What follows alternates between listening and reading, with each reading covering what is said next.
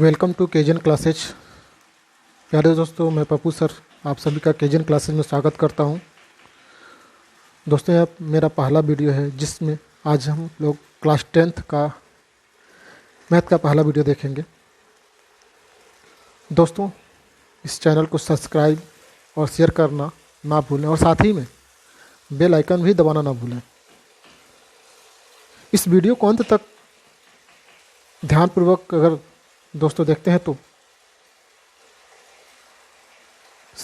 Maths के यानी कि इस चैप्टर के सारे कन्फ्यूजन दूर हो जाएंगे। तो चलिए दोस्तों, बिना देर किए अपने चैप्टर पे हम लोग चलते हैं। आज हम लोग क्लास 10th का दूसरा चैप्टर यानी बहुपद पॉलिनोमियल्स पढ़ेंगे। सबसे पहले हम लोग जानेंगे पॉलिनोमियल्स होता क्या है। बहुपद यानी पॉलिनोमियल्स ऐसे बीजी व्यंजक जिनमें चर राशियां केवल ऋणोत्तर पूर्णांक धनात्मक या शून्य घात के रूप में हो बहुपद कहलाते हैं। मतलब क्या, ऐसी चर राशियां जिनके ऊपर +1 +2 +3 या 0 घात आएँ ये बहुपद कहलाते हैं। अर्थात px = a0 + a1x + a2x² plus dash करके अंत तक an x⁴n एक बहुपद है। मतलब क्या, a0 a1 a2 या an ये जो भी मानाएंगे वास्तविक संख्याएं होंगी। कहने का मतलब 1 2 3 4 5 के रूप में आएंगे जिन्हें गुणांक कहते हैं। यानी कि ऋणोत्तर पूर्णांक है। ऋणोत्तर पूर्णांक मतलब क्या, नॉन निगेटिव इंटीजर्स। मतलब यानी कि जो भी मान आएंगे वो निगेटिव नहीं होंगे। जैसे px = 3x³ - 6x + 10 3 6 10 ये क्या है, वास्तविक संख्या है। चलिए आगे बढ़ते हैं। बहुपद की घात, किसी दिए गए बहुपद में सबसे बड़ी घात वाले पद के घातांक उस बहुपद की घात कहते हैं। मतलब अगर कोई बहुपद दी गई है तो उसमें जो सबसे बड़ी घात होगी वो इस बहुपद की घातांक कहलाएगी। घातांक कहलाएगी या घात कहलाएगी। जैसे px = 5y³ + 2y² + y + 4। इसमें देखिए 4 है, y नहीं है तो घात यहाँ 0 बनेंगे। यहाँ पर 1 y है तो 1 घात बनेंगे। यहाँ पे y² है तो 2 घात बनेंगे। यहाँ पर y³ है तो 3 घात बनेंगे। इसलिए इस बहुपद का घात क्या होगा, 3 होगा। बहुपद के प्रकार में 4 प्रकार यहाँ पर हम लोग पढ़ेंगे। पहला रैखिक बहुपद, ऐसा बहुपद जिसमें चर राशि की अधिकतम घात 1 हो रैखिक बहुपद कहलाता है। देखिए यहाँ पर x आ रहा है।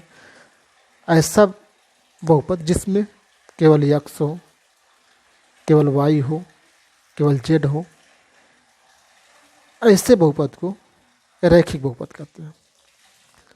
द्विघात बहुपद दूसरा है। ऐसा बहुपद जिनमें चर राशि की अधिकतम घात 2 हो द्विघात बहुपद कहलाते हैं। यानी बहुपद में 2 घात अधिकतम रहेगा वही द्विघात बहुपद कहलाएगा। देखिए यहाँ पर 7/5 है, x नहीं है, 0 घात बनेंगे। यहाँ पर 1 x है तो 1 घात बनेगा। यहाँ पर x² है तो 2 घात बनेगा। तो 2 घात आ रहा नहीं आ रहा, तो द्विघात बहुपद हुआ। आगे बढ़ते हैं। त्रिघात बहुपद, ऐसा बहुपद जिसमें चर राशि की अधिकतम 3 घात हो त्रिघात बहुपद कहलाता है। मतलब ऐसा बहुपद जिसमें 3 घात अधिकतम आते हों वो त्रिघात बहुपद कहलाता है। जैसे pz = 13z³ - 12z² + 11z + 5। देखिए यहाँ पर z नहीं है तो 0 घात बनेंगे। यहाँ पर एक z है तो 1 घात बनेंगे। यहाँ पर z² है तो 2 घात बनेंगे। यहाँ पर z पर 3 घात है तो 3 घात बनेंगे। त्रिघात बहुपद हो गया। चौथा होता है चतुर्थ घात बहुपद, यानी ऐसा बहुपद जिसमें चर राशि की अधिकतम घात 4 हो चतुर्घात बहुपद कहला। देखिए यहाँ पर x पे 4 घात आ रहे हैं, यहाँ पर 3 घात आ रहे हैं, यहाँ पर 2 घात आ रहे हैं, यहाँ पर x आ रहे तो 1 घात बनेगा। यहाँ पर 3 के साथ कोई x नहीं है तो 0 घात बनेगा। यानी सबसे अधिकतम क्या है, 4 घात है, तो चतुर्घात बहुपद कहलाएगा। चलिए आगे चलते हैं, चैप्टर पे आते हैं। चैप्टर 2.1 पहला क्वेश्चन दिया है और इसमें एक ही क्वेश्चन भी है। किसी बहुपद px के लिए y = px का ग्राफ नीचे आकृति में दिया है। प्रत्येक स्थिति में px के शून्यकों की संख्या ज्ञात कीजिए। पहले का पहला दे रहा है। देखिए यहाँ पर ये आपका यहाँ से लेकर के यहाँ तक x अक्ष बोला जाएगा। लेकिन यहाँ से इधर की तरफ यक्स अक्ष होगा और यहाँ से इधर की तरफ यक्स डैश अक्ष होगा। यहाँ से ऊपर की तरफ वाई होगा और यहाँ पे वाई डैश होगा। यहाँ से इधर की तरफ धनात्मक होता है, यहाँ से इधर की तरफ ऋणात्मक। यहाँ से ऊपर की तरफ जाएंगे तो वाई अक्ष का धनात्मक दिशा बोला जाएगा और यहाँ से इधर की तरफ चलेंगे तो ऋणात्मक दिशा बोला जाएगा। लेकिन ये पूरा का पूरा वाई अक्ष बोला जाएगा और यहाँ से ये पूरा का पूरा यक्स अक्ष बोला जाएगा। अब ये कह रहा है कि जो ये ग्राफ बना है यक्स को कितनी बार काटता है, काटने के आधार पर शून्यों की संख्या हम निकालेंगे। देखिए ये जो ग्राफ जा रहा है केवल वाई अक्ष को काट रहा है, यक्स अक्ष को तो काट नहीं रहा, इसलिए यहाँ पर शून्य का मान शून्य होगा। देखिए कोई शून्यक नहीं है क्योंकि ग्राफ यक्स अक्ष पर प्रतिच्छेद नहीं करता है, यानी कि यक्स अक्ष पर जब काटेगा तभी शून्यकों की संख्या निकलेगी।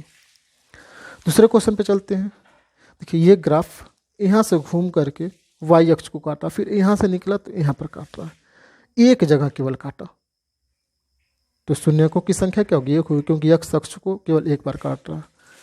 तीसरा क्वेश्चन यहाँ देखिए, ये ग्राफ यहाँ से उठा, एक जगह काटा यक्स अक्ष को, फिर वाई अक्ष को काटा, वाई को हमको गिनती करनी नहीं है, फिर नीचे आते हैं यक्स अक्ष पे एक जगह काटा, फिर यहाँ से घूम करके तीसरे जगह यानी यक्स अक्ष को 3 बार काटा, तो लिखा गया भाई शून्यकों की संख्या 3 है क्योंकि ग्राफ यक्स अक्ष पर 3 बिंदुओं पर प्रतिच्छेद करता है।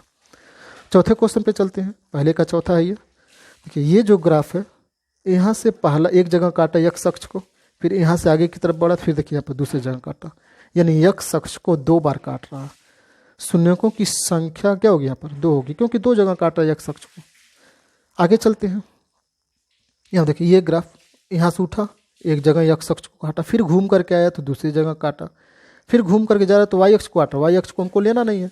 फिर आगे बढ़ते हैं, ये यक्स अक्ष को तीसरी जगह काटा, फिर आगे बढ़ते हैं, घूम करके आया, फिर वाई अक्ष को चौथी बार काटा, यानी कि यक्स अक्ष को ये ग्राफ 4 बार काटा, तो शून्यकों की संख्या कितनी होगी? 4 होगी। यहाँ पे चलते हैं 5वें क्वेश्चन पे। देखिए ये ग्राफ यहाँ से चला, एक जगह यक्स अक्ष को काटा, फिर घूम करके आया, फिर दूसरे जगह भी वाई अक्ष को काट करके फिर आगे बढ़ा, फिर वाई अक्ष को काटा, वाई अक्ष को गिनती हमको करना नहीं। फिर नीचे आते हैं, यहाँ पे देखिए एक जगह और काटा, यानी कि यक्स अक्ष को 3 जगह काट रहा है ग्राफ, इसलिए शून्यकों की संख्या क्या होगी? 3 होगी। इस तरह से दोस्तों 2.1 चैप्टर खत्म हुआ। बाकी दूसरा चैप्टर हम लोग अगले दिन देखेंगे, अगले पार्ट में देखेंगे। Okay bye, take care.